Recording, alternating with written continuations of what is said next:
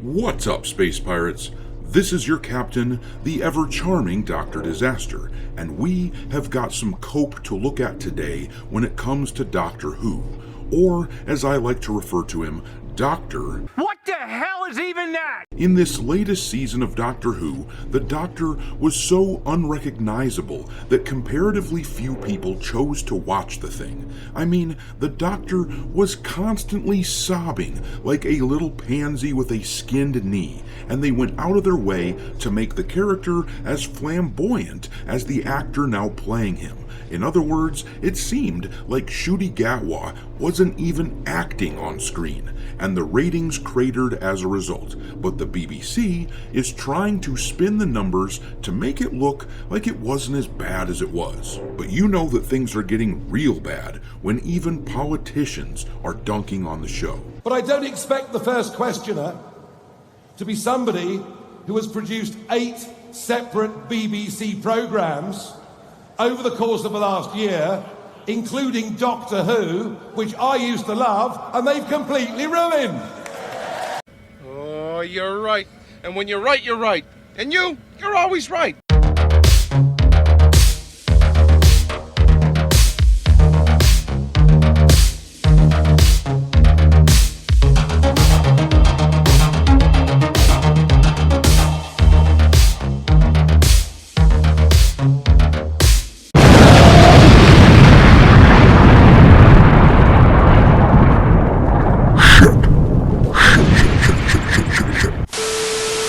Alright, me hearties, make sure you like this video and subscribe to the channel if you haven't yet, and also, don't forget to follow me over on Twitter or X or whatever you want to call it, where my handle is Dr. Disaster 1. But okay, let's take a peek at the cope and whining being made by Doctor Who apologists out there.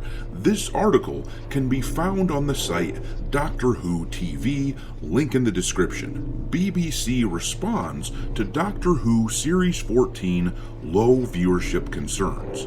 The BBC has addressed concerns about Doctor Who's Series 14 ratings, pointing to shifts in viewing habits and noting the stronger performance in delayed viewing metrics and the under 35s demographics. This year, Doctor Who unfortunately experienced its lowest overnight ratings to date, dipping to 2.02 million viewers. The 7-day catch-up figures also saw a series low of 3.38 million. Russell T. Davies previously acknowledged the drop, stating, "They might not be the ratings we'd love, we always want higher." Well, that's what he said out loud, but I have footage of what was going on in Russell's little soul as he said this. I want you guys to like me, and you look at me like I'm a freak. Poor little bugger. Anyhow, let's read on and see how they are coping with these terrible viewership ratings. Davies highlighted the younger audience growth. The audience no one ever gets are the under 30s. They just don't watch television anymore. But those figures are astronomical for Doctor Who. It's their top program in that bracket. A spokeswoman for the BBC told The Times, "Overnight ratings no longer provide an accurate picture of all those who watch drama in an on-demand world." Well, there you have it, folks. If the numbers aren't flattering for you, if the numbers show that you are an abject failure, then simply discredit the numbers. This level of brainwashed bullshit really gives off this kind of energy to me. If an item does not appear in our records, it does not exist. But the BBC spokesperson / propagandist continued, saying, "This season of Doctor Who premiered on iPlayer nearly 24 hours before broadcast, and episode 1 has already been viewed by nearly 6 million viewers and continues to grow." Okay, so let's pause right there. This quote that they are using first appeared in this article from The Times on June 21st. This means that the spokesperson is bragging that after damn near a month and a half of being released, Doctor Who's first episode had nearly 6 million viewers. compare that to the viewership during Christopher Eccleston's run, David Tennant's run, Matt Smith, and even the first few seasons of Peter Capaldi. During that time period, not a single episode scored less than 6 million viewers in the 7-day stretch. So to brag that after a month and a half they almost hit 6 million views is so laughable it hurts. Man, you are one pathetic loser.